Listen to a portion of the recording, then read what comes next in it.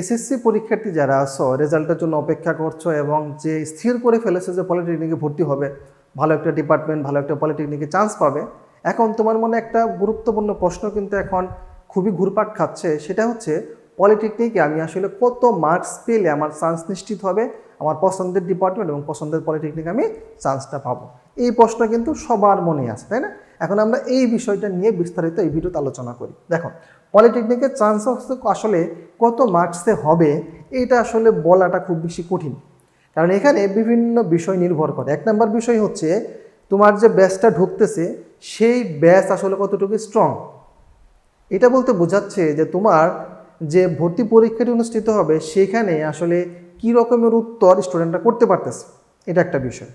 তাহলে এটা যদি খুব ভালো স্টুডেন্ট ঢুকে তাহলে সব মার্কের উত্তর সে পাবে, যদি আরেকটু দুর্বল টাইপের ঢুকে তাহলে সেই ক্ষেত্রে হয়তো বা একটা নির্দিষ্ট মানবন্টন তার থাকবে।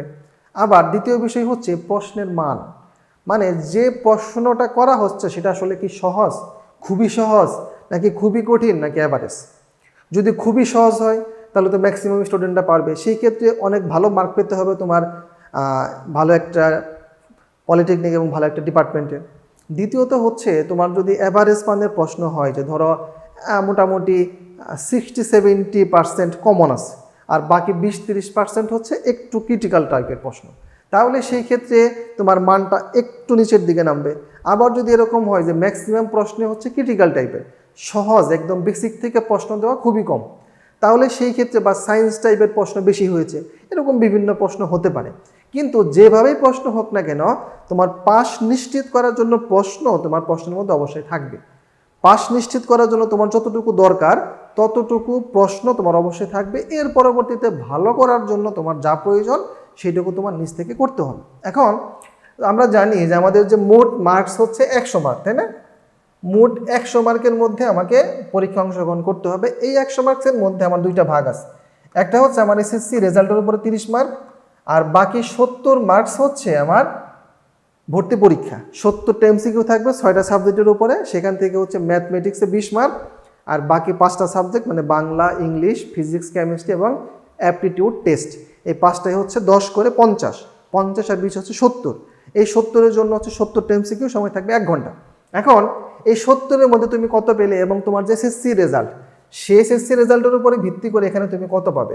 এখন এসএসসি রেজাল্টটা কীভাবে কাউন্ট হবে, তোমার যে জিপিএটা আছে, তোমার যে জিপিএ মানে এসএসসির যে রেজাল্ট, সেটার যে 4th সাবজেক্ট মানে অপশনাল যে সাবজেক্ট আছে সেটা বাদ যাবে।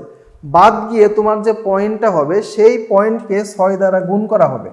6 দ্বারা গুণ করলে তোমার যে মার্কসটা হবে, মনে করো তুমি জিপিএ পেলে হচ্ছে 5, জিপিএ পেলে কত 5। এখন আমি যদি 6 দ্বারা গুণ করি তাহলে তুমি এখানে কিন্তু 30-এর মধ্যে 30 পাচ্ছ।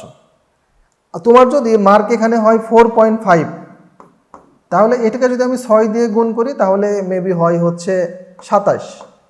তুমি যদি 4 পাও, তাকে আমি যদি 6 দিয়ে গুণ করি তাহলে হয় 24। তার মানে এখানে এসএসসি রেজাল্ট একটা ফ্যাক্ট, কিন্তু মানে মূল ফ্যাক্টর না। মানে এসএসসি রেজাল্ট একটা ফ্যাক্টর, কিন্তু এখানে কিন্তু মূল ফ্যাক্টর না। মানে তোমার এসএসসি রেজাল্টের উপর একটা নাম্বার এখানে ক্যারি হচ্ছে, কিন্তু মূল যে খেলাটা খেলতে হবে সেটা হচ্ছে এখানে। এসএসসি রেজাল্ট তুমি দিয়ে ফেলেছো, এখন তোমার এখানে কোনো হাত নাই, তোমার এখন পয়েন্ট যা আসবে সেটা তোমার কম বেশি করার সুযোগ নেই। কিন্তু বর্তমান প্রেক্ষাপট, বর্তমান পরিস্থিতি অনুসারে তোমার এটুকু কিন্তু সম্পূর্ণ তোমার হাতে নির্ভরশীল। তুমি এখানে যত বেশি নিজেকে প্রস্তুত করতে পারবে, তোমার ভালো পলিটেকনিক এবং ভালো ডিপার্টমেন্টের চান্স পাওয়া তত বেশি সহজ হবে। তুমি যদি এখানে ধরো 70-এর মধ্যে তুমি যদি 50+ মার্ক ক্যারি করতে পারো, 50+, এবং তোমার এই যে এখান থেকে তুমি যদি ধরো, আমি যদি ন্যূনতমও ধরি, ধরো তুমি এখান থেকে যদি 27 পাও, দেখো 27 আর 50 কত হচ্ছে 77, এই মার্কস তুমি যদি পাও আমি বলে দিতে পারি তোমার ভালো একটা ডিপার্টমেন্ট এবং ভালো একটা পলিটেকনিক ইনশাল্লাহ চান্স হবে। তার মানে তুমি যদি 80+, দুইটা মিলিয়ে তুমি যদি 80+ মার্কস পাও তাহলে তোমার ভালো ডিপার্টমেন্ট এবং ভালো পলিটেকনিক দুইটাতে ইনশাল্লাহ চান্স নিশ্চিত হবে। তুমি যদি 75+ মার্কস পাও তাহলে তোমার দ্বিতীয় বা 70 থেকে 80 এরকম একটা মার্কস পাও, তাহলে দ্বিতীয় সারির যে ডিপার্টমেন্টগুলো আছে সেখানে তোমার চান্স ইনশাল্লাহ নিশ্চিত হবে। কিন্তু এটা আসলে একদম গ্যারান্টি সহকারে বলা যাচ্ছে না, কারণ আমি যে প্রথমে কয়েকটা ক্রাইটেরিয়ার কথা বলেছিলাম, এই বিষয়গুলো আসলে এখানে মুখ্য ভূমিকা পালন করে যে আমার আসলে কত মার্কসে ভালো ডিপার্টমেন্ট এবং ভালো পলিটেকনিকের চান্সটা নিশ্চিত হবে।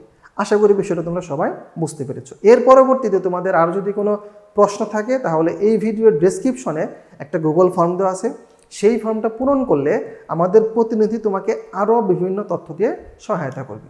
সকলের জন্য শুভকামনা।